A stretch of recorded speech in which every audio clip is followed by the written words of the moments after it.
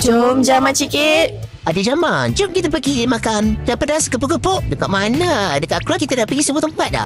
Yang ni kita nak pergi dekat Ayam Gepuk Tok Global Batu Pahat. Cawangan ni dia buka setiap hari tau, daripada 11.30 pagi sampai 8 malam. Kecuali hari Jumaat tutup sekejap lah, waktu rehat tu kan, sampai 2.30. So hari ni kita orang try beberapa menu best seller dekat sini. Untuk suasana kat dalam kedai ni memang tenang, sejuk. Lepas tu dia ada 2 tingkat tau guys. Yang kita orang duduk ni dekat tingkat atas. So ada Jamal try set yang paling popular, iaitu set ayam gepuk. Tapi ada Jamal ambil set D sebab ada Jamal suka kopis goreng dan juga pedal. Ayam dia langup, juicy, sambal dia memang buat berpeluh. Tapi still nak makan lagi. Level pedas pun biasa-biasa je. Okay, next Jamal try set bakso yang biasalah. Untuk kuah dia clear je, tapi rasa dia padu. Bakso dia pun lembut and memang sesuai lah kalau nak makan yang ringan tapi kenyang. Untuk yang peminat ikan macam Kak Jamal, korang boleh ambil set ikan gepuk. Katanya ada 2 pilihan, iaitu tilapia dan keli. Tapi Kak Jamal sangat-sangat peminat keli, dia ambil keli tau. Macam biasalah, ikan keli dia dekat luar garing, langup dan isi dalam dia masih lembut. Bila digaulkan semua sekali dengan nasi, memang ngam.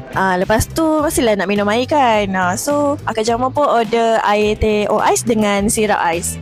So air ni memang sesuai lah digabungkan dengan nasi ayam gepuk yang pedas-pedas ni. So kalau korang pun gepuk hunters macam kita orang, apa kata singgahlah dekat Ayam Gepuk Tok Global Batu Pahat ni. Sebab adik dah Kak Jamal approve.